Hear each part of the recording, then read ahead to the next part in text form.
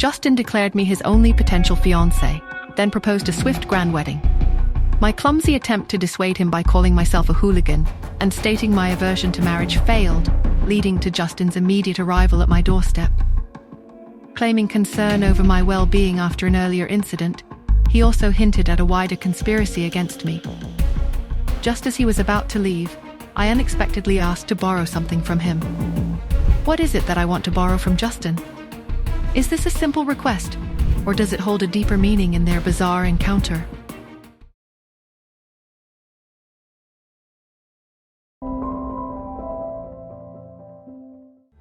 For a moment, I could almost see the ridiculous scenarios playing out in his head. His voice, when he finally spoke, was almost reverent. "What would you like to borrow, Nora?"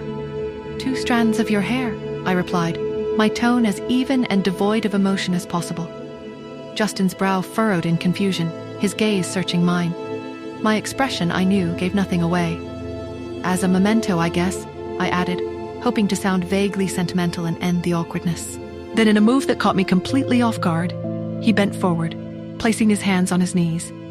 "Okay," he said, his voice low, a hint of something unreadable in it. "If you want them, go ahead and pluck them out."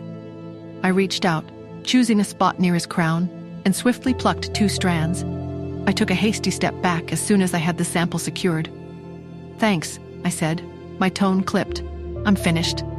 Justin chuckled, a low, amused sound. "Do you need some more? Just in case?" "Bye," I answered quickly, turning and retreating back into the house, eager to escape the lingering awkwardness. Once inside, Justin got into his car. He was, inexplicably, grinning.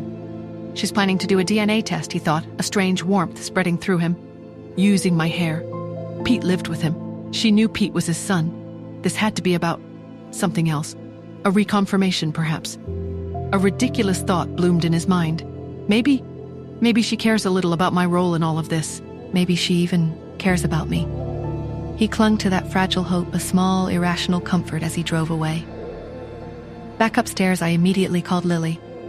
"I have a DNA sample for the father of my kids," I said, my tone brisk and businesslike.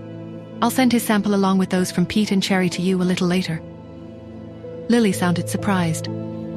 "Why do you need it? Just to verify paternity?" "No," I replied bluntly. A hint of disdain entered my voice. "Check his IQ genes, see if they pose a significant risk to Cherry's intelligence. After all, my daughter unfortunately inherited half of her intellect from him." I paused, a less scientific, more personal curiosity surfacing. "Also run a check for any predisposition towards narcissism. See if that particular trait is hereditary." My expression was calm, my eyes clear as I asked the crucial question. "Did you destroy all my DNA data immediately after the comparison like I asked?" "Yes, I did," Lily replied, a touch of resignation in her voice. "About that last-minute surgery Director Shaw mentioned," Lily continued, shifting back to professional mode. "Will you need our full team to assist?" Her question sparked a sudden realization. A slow smile spread across my lips. "No, Lily, it's fine. We don't need the whole team." Lily, sensing my certainty, didn't argue and ended the call. Later that night, I mailed Justin's DNA sample. As I finally settled into bed, my cell phone rang. I glanced at the screen. It was Justin. I answered with a sigh, already bracing myself for more absurdity. "Hello?" His low voice filled my ear. "I don't believe in getting married either, Nora." I blinked, utterly bewildered. "What are you talking about now, Justin?"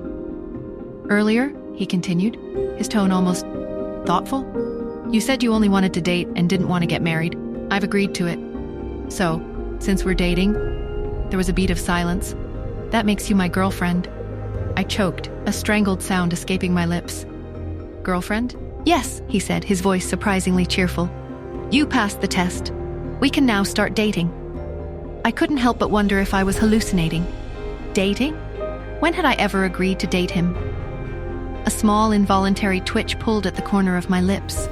I was about to demand what in the world he was talking about when he continued, his voice now laced with an almost eager anticipation. "Are you free for lunch at noon tomorrow, girlfriend?" I replied, my fingers flying across the screen to end the call. "I'm busy tomorrow." I managed to get out before disconnecting. I stared at my cell phone, a long, incredulous silence stretching between the abrupt end of the call and my own bewildered thoughts. Dating? Girlfriend? The sheer audacity of the man. I finally lay down, closing my eyes. Justin's bizarre declaration fading into the realm of strange dreams. In a dimly lit room across town, the man in the black hoodie stood at attention. Joel Smith, his expression intense, stared at his right-hand man. "Did you get Miss Smith's DNA sample?" What exactly is Joel Smith planning to do with Athena's DNA? Does this new development connect to the earlier incident Justin mentioned? And how will Athena react to Justin's presumptuous declaration of them being in a relationship? Hi, Nora here. If you are wondering what happens next, then download the Pocket FM app and listen to the exciting episodes of Saving Nora Now with the link in the description.